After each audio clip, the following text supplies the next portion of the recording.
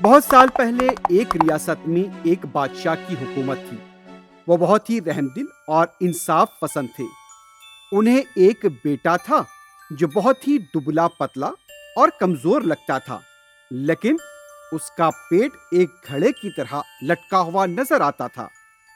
اس بات سے فکر مند بادشاہ اور ان کی ملکہ اپنے بیٹے کو ایک سادھو کے پاس لے گئے اور اپنے بیٹے کی صحت کے بارے میں واقف کروایا۔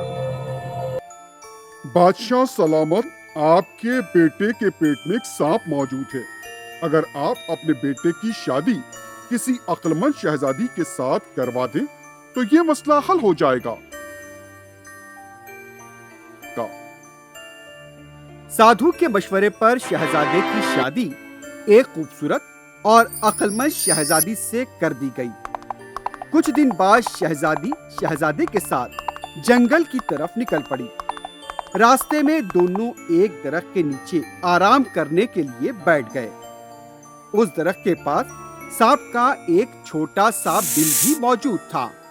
جب شہزادہ نیند میں تھا، اس وقت اس کے پیٹ میں موجود سانپ باہر نکل آیا اور بل میں موجود سانپ سے بات کرنے لگا۔ دونوں سانپ کچھ اس طرح سے بات کرنے لگے۔ بل کے سانپ نے کہا، ارے واہ، کیا قسمت ہے تمہاری! تم مجھ سے کیوں چلتے ہو؟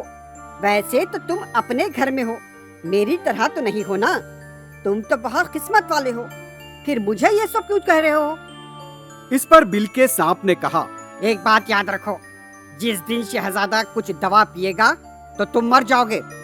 بل کے سانپ کے کہنے پر پیٹ کے سانپ نے کہا، تم بھی بھولنا مت، اگر کوئی تم پر گرم پانی ڈال دے گا تو تم بھی مر جاؤ گے، یہ بات یاد رکھنا میری۔